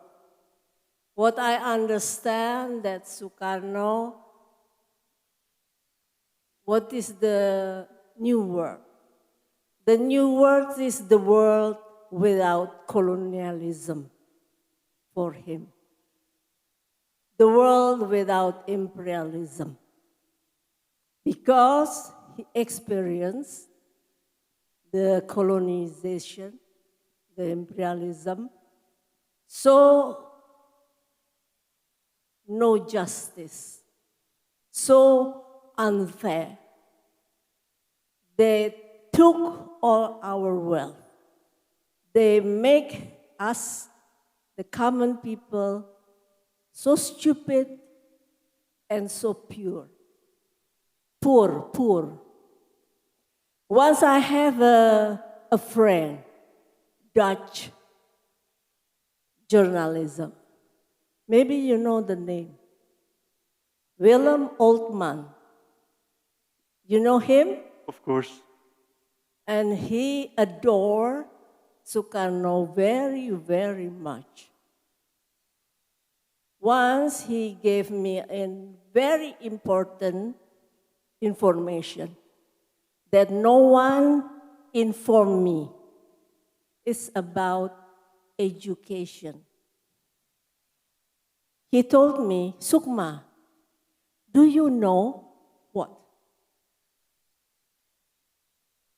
In the day when your father proclaimed the independence, proklamasi 17 Agustus, don't you know that the intellectual people, only 2%. So it's so no justice for the education, for the common people. They're all in the documentary film, mostly illiterate. Really? Only 2% that can read or write? Yeah.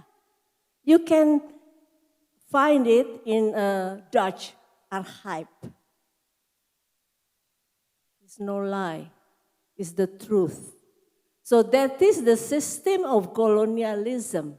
Make us, the common people, the local people, the native people, become poor and stupid because illiterate. So that's why my Sukarno, my beloved Sukarno, our great leader of the revolution, so angry deep, deep in his heart that he must fight that system.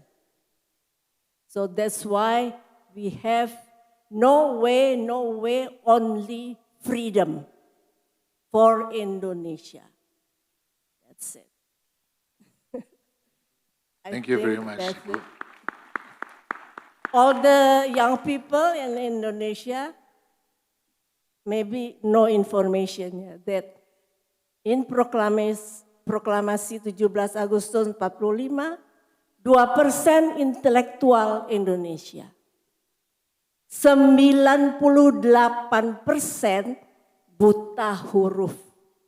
Kaum marhaen buta huruf. Itulah kolonialisme. Jangan dipikir waktu penjajahan itu kamu dapat pendidikan dengan adil. Thank you, Hilmar. Thank you, Mr. David. Boleh dari sayap sini dulu. Mas, silakan.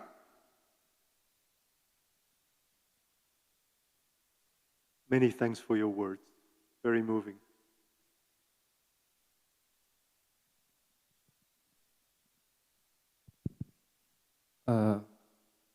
Thank you for the opportunity. My name is Alan from Jakarta. I would like to ask for your,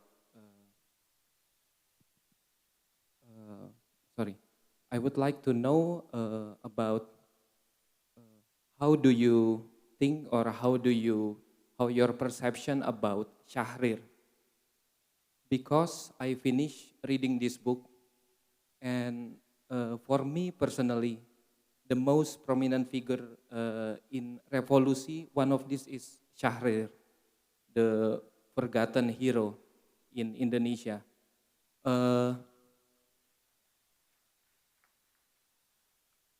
I think we as Indonesians have to know the forgotten hero because we already know Sukarno, we already know Hatta, and when reading this book,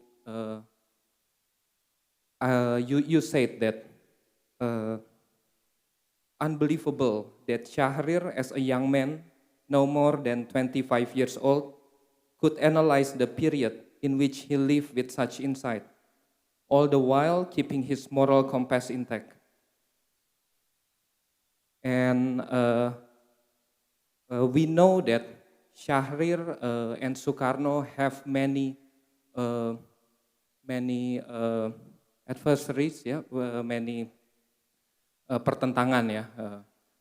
Okay, so I would like to know how, because when I read this book, I sense that you are in awe, in admiration about Syahrir. Thank you. Thank you for your question. The Indonesian Revolusi came about thanks to three men who were very, very different. We explained about the role of Sukarno. I had the pleasure to meet three of Mohammed Hatta's daughters over the past 24 hours. Mohammed Hatta was very, very, very different, but Sukarno needed him very much as well. And then there was Syahrir as a third person, very different personality as well. Originally, Hatta and Syahrir were studying together in the Netherlands. They were very close.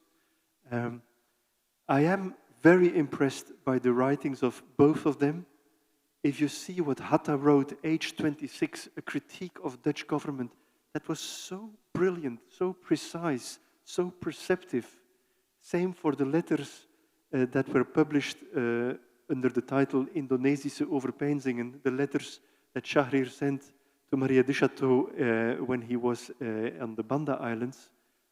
Incredible amount of political analysis. I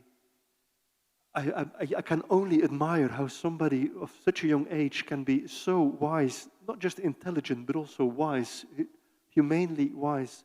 So yes, I have a lot of admiration for the figure of Sultan Syahrir as well. And unfortunately, as you said, there was a conflict between Sukarno and Shahrir, and they fell out, and which I think is very regrettably. This afternoon, during lunch, not only was there a daughter of Hatta, the daughter of Shahrir was there as well, Upik Shahrir was there as well. And a few months ago, for the first time, there was a meeting between Kartika Sukarno, who lives in London, and Upik Shahrir. And I found they sent me a picture. I thought there was something really touching to see how the daughters of two great political leaders who had altercations in the past could still come together and share their impressions. Because in a sense, they both had seen how their fathers had been in difficulty to a political conflict with an adversary. And it was important to see how the daughters could come together and reconcile. But it's true, I admire the three figures, and I think Sultan Shahrir, in today's Indonesia, deserves perhaps more recognition than he currently gets.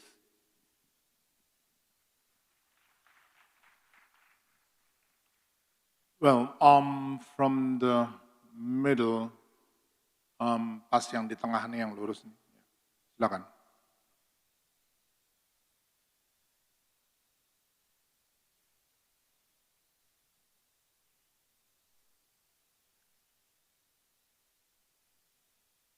Okay. Thank you for the opportunity. So I'm Haikal. I'm from Jakarta as well. So I got two questions. So the first one, it's all about the decolonization. The first one is about the back time. We go back to the past, and also the decolonization of the future, like what we've been talking about. So the first one is really make me question during the session is that why Indonesia able to do such kind of things? I mean, it's not about that because Indonesia make Bandung Asia Africa conference in Bandung, but what makes Indonesia possible to do that? Is it about the very personal concern about we have Sukarno here, or it is about the how we've been colonized by Dutch? I mean, in India, in Malaysia, all the British colonialism can speak English, but how many of Indonesians now that can speak Dutch? Is it really the reason that Indonesia could be that big, that really gather all of the colonized country to like speak for themselves? So yeah, I want to know about that. Why Indonesia able to do that? And then for the future, so I've been in the Netherlands for several years ago, and the very first week that I met young Dutch, and also the elderly, that when I introduced myself, I come from Indonesia. The very first thing that they said is, "We apologize." It is like I'm surprised by how they really regret their past, and maybe this the reason. Even I heard that the Netherlands embassy even come to this event, because if there's no regret, that yeah, I know that Dutch may be awkward to be here in the event, but the decolonialization movement I heard in the Dutch is kind of like arising.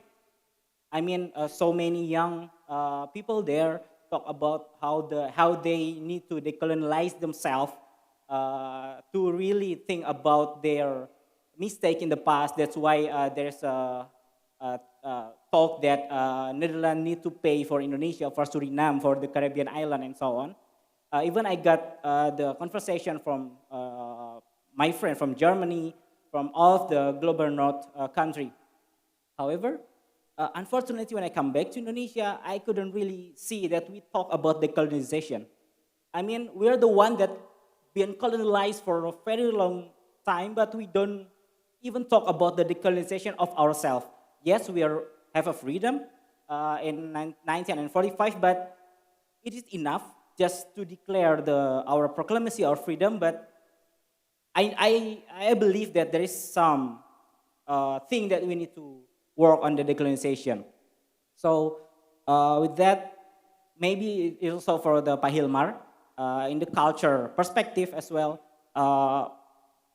For you, what needs to be addressed by us, the young people of Indonesia, of the decolonization thing that we need to always working on, because I know that there's always be an excess in our culture. And then where's the main problem, and then what, and also how to decolonize things. Maybe you can also connect to your research currently about the climate crisis things. So that's all. Thank you. Thank you very much for your question.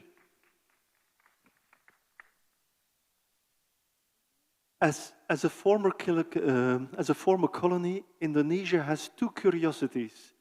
You don't speak the language of the former colonizer, and you drive on the wrong side of the street. So the latter was due to the very short British period in the early 19th century, when the Grote Postweg was being constructed and left-hand driving became mandatory, and it still is. I think you're the only country in the world that rides on the other side of the road than its colonizer does. The second thing was due to the Pemuda in the 1920s, the Sumpah Pemuda, where the Indonesian language was being promoted as the vehicle of national union against the Dutch language. And then this obviously, during the Japanese time, Japanese used this as a form of propaganda. The Dutch language was suppressed, Japanese language was promoted, and especially Bahasa Indonesia was promoted as well. So you live now in a country where the very opposite from Congo, where the majority of people don't speak the language of the former colonizer anymore. It's very funny, in Congo it's the opposite.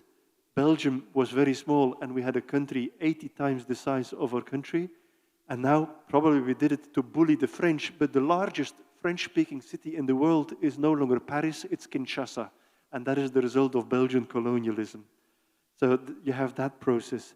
And then your second remark, yes, I've had this impression very often, not just in Indonesia, but also in Congo. First time I arrived in Congo as a Belgian, I was almost embarrassed to say, like, sorry, I'm Belgian. And Congolese people told me, why would you apologize for being Belgium?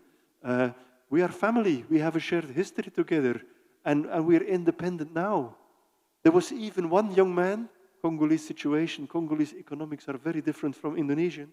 There was one Congolese man who once told me, he was 17 years old, but Papa David, Papa is like Papa. Papa David, how long is our independence still going to last? Because we are fed up. Please come back and colonize us again. I've never heard this in Indonesia. And that means that you are better off now than you were under colonial times. I think it's very sad if young people in Africa think that the best is not the future but the past. But it's true that here in the Netherlands, people were very long time ignorant about it, and now they feel ill at ease. And they apologize for being Dutch and for what their grandparents have done. And when I arrived here, I was surprised to see, if you go to the central square in the old town, you see people posing in Dutch dress next to a Dutch bicycle and having pictures taken. I said, like, they seem to have a fairly playful way of dealing with the colonial past. And you had these hipster bars where coffee and tea bars, which were in colonial themes, you know, and the OE is again, written with the OE again, and the whole decoration and the interior is designed in colonial. I said, you have a very playful way of dealing with this. And if I told this back in the Netherlands, people were completely shocked. No, they cannot do this. And I said, don't be colonial. They are free to do what they want to do. So yes, countries have different speeds in dealing with their past. And my idea is, apart from the very old witnesses that I interviewed who were still traumatized, I have interviewed people who were traumatized by Captain Westerling in Sulawesi, who were traumatized by the war on the Central Java countryside. The old people are still the living memory, but for a younger generation, I was impressed to see how little complex they have about the colonial past. It was like we deal with Napoleon in Europe. Like, yeah, it was very important, it's a long time ago, and this is a different time. And I found it admirable to see. But in the Netherlands, I mean, don't forget, this has been such a taboo topic for such a long time. The generation now is trying to have the conversation that their parents and grandparents refused to have. And so they are in a different chapter. So be patient. One day you'll be able to go and have a coffee with the colonial team in Jakarta with your Dutch friends, no problem whatsoever.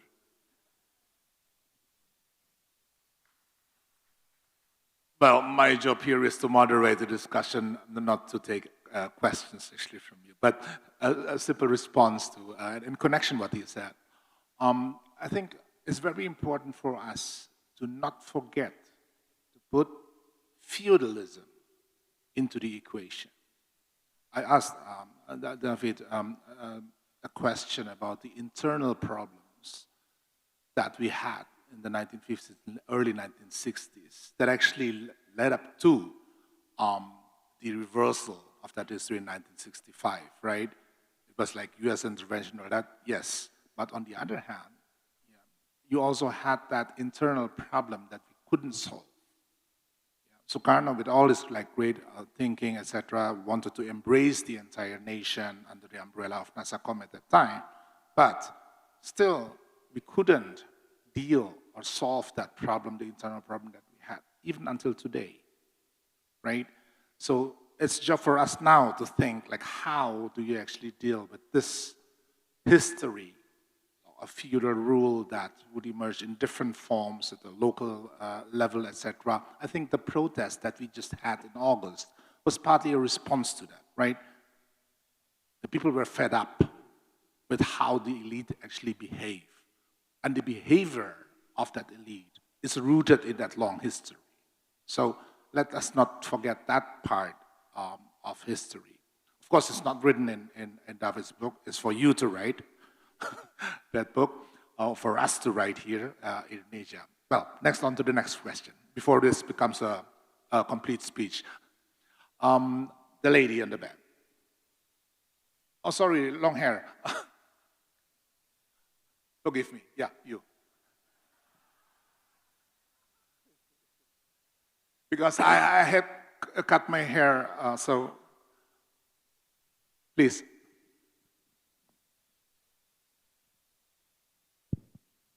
Okay. Yeah, I'm not a lady. Many Bermudas in 45 didn't go to the hairdresser either. Yeah, we can't afford the haircut. So thanks for the opportunity. My question will be like a bit similar to the previous one, but I want to ask, like the Indonesian Revolution, like we created a vision, like a dream for a new world, one that is like unfortunately quickly killed off, especially within Indonesia itself.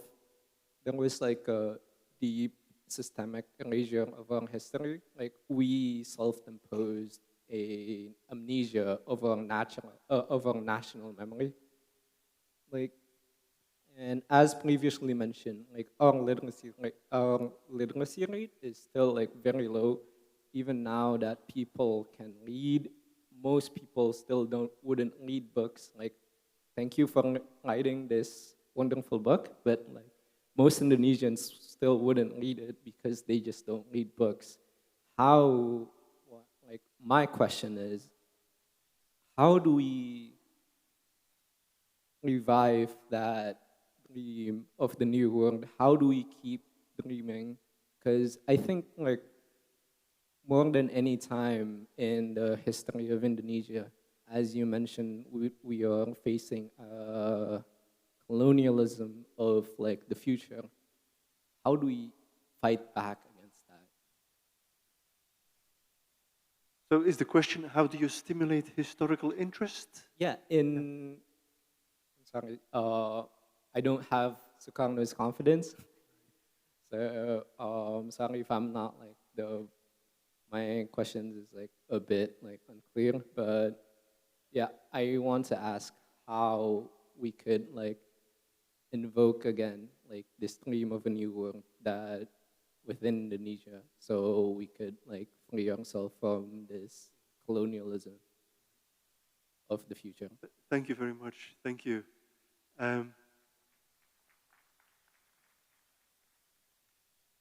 How to revive the enthusiasm for writing is one of the biggest challenges these days. The book is way too big for the young generation, people told me. I tried to write the shortest book possible, and this is the shortest book I could possibly write on Revolusi. It's actually a very short book, given the size of the conflict. How to revive this energy of back then? I think historical understanding really helps, but what is perhaps essential is the culture of dialogue and exchange and willingness to construct a common future together. I'm sometimes a little bit worried by the increasing individualism. And Sukarno's daughter just told us that back in the days, in 1945, colonialism did everything to keep people poor and stupid. And it was a liberation from that, so people could become richer and more intelligent. And what we're seeing now is a new development, which I think is frightening.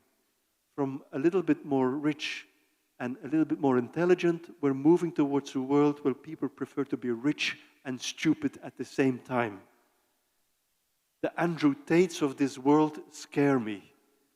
I think there's a worrying development if role models are becoming influencers who are completely brainless, who have no idea of universal human values, who do not celebrate human rights and the long fight of many generations of what it meant to be human on this planet. And so I'm a little bit afraid that new media are making us more individualistic, perhaps richer and more stupid at the same time. So yes, be online, but spend time offline, talking to people, learning about people, asking real questions, daring to admit that you do not know something. Intelligence starts with the recognition of your ignorance. Daring to say like, this is new for me, I should learn about this, I should ask a question. And asking a question is not the same as giving a prompt to ChatGPT. Asking a question is going to sources that are reliable. And so my invitation would be, if you want to rekindle the spirit of Bandung, the energy of the kemerdekaan, I think free yourself also intellectually, free yourself morally, sit down, talk together, and learn, learn, learn.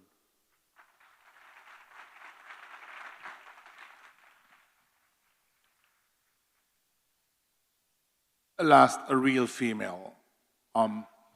Please, yeah. Yeah, no, you, yeah.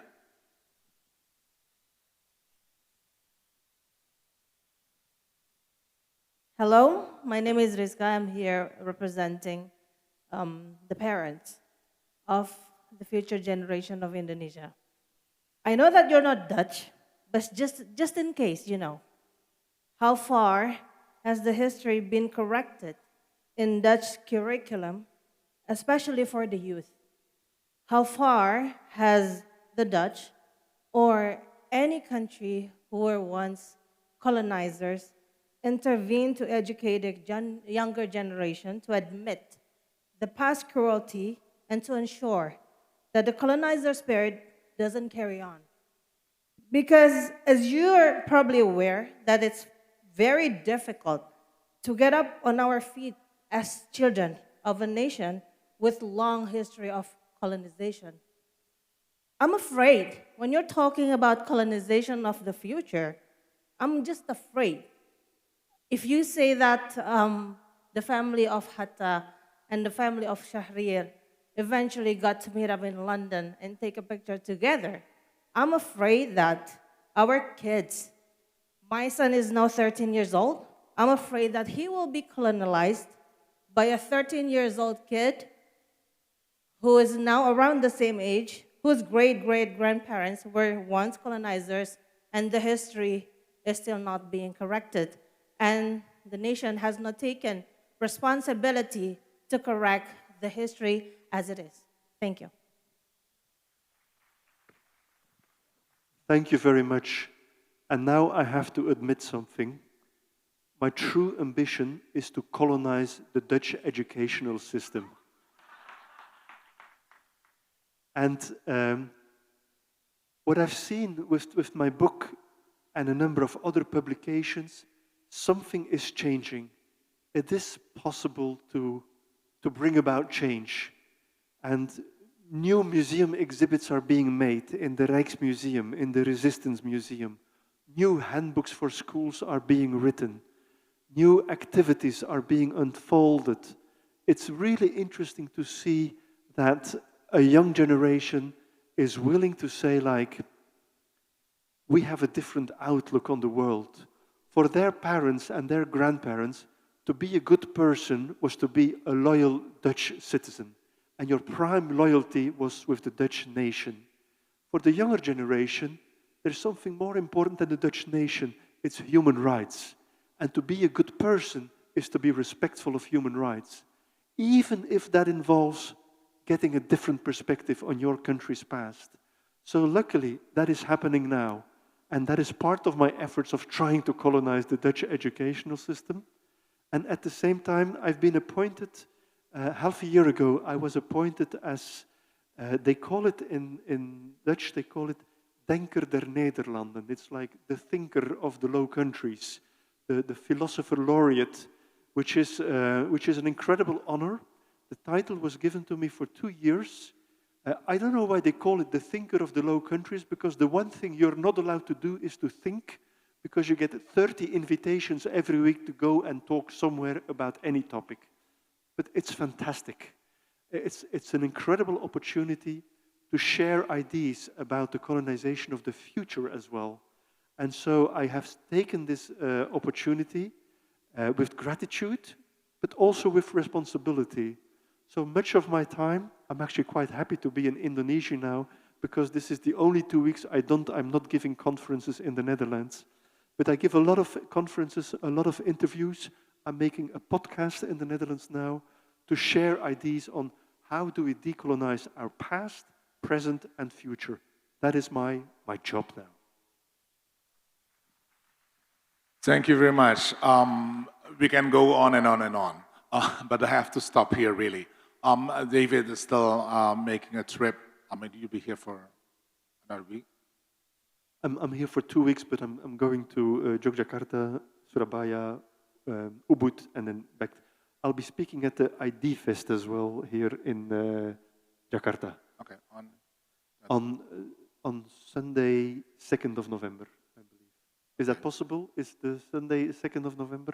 I think it is. It is 2nd of November. Yeah. So we'll be together at Ubud and also Idea Fest. We'll meet again.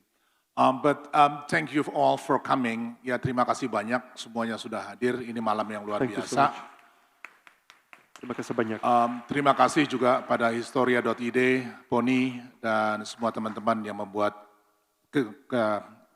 malam ini bisa berjalan dengan baik.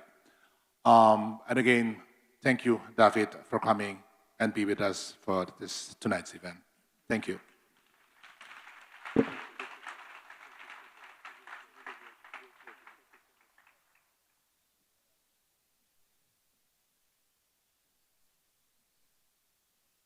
Baik.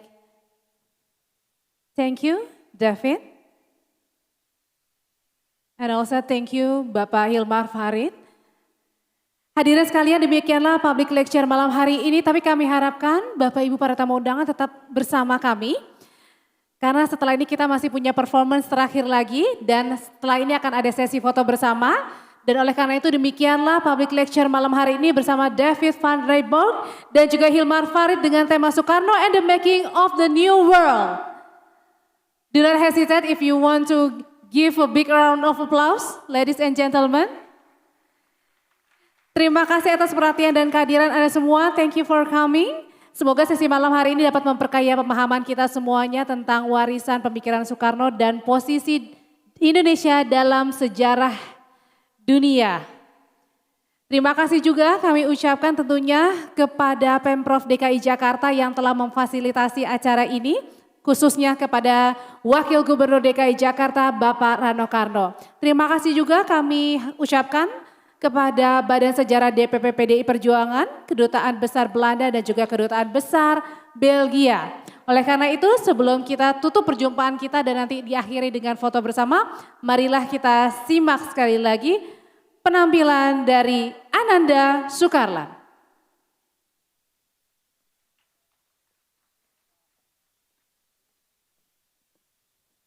Thank you, ladies and gentlemen. It's an honor to be here. I'm going to play a short piece. But before that, I would like to send you best regards from the choir, which I performed with today, the Alita Choir, and they would like me to introduce about them, that they are the survivors, the victims. They have been imprisoned during the New Order era in the 1965. So they are here and they like to sing together, and that's why we sang together. So to close today, I would like to play for you a short piece. We are in Ismail Marzuki today, so I'd like to play you music by Ismail Marzuki, but I'd like to play you as how I feel, or I think as how many Indonesians feel today. Thank you.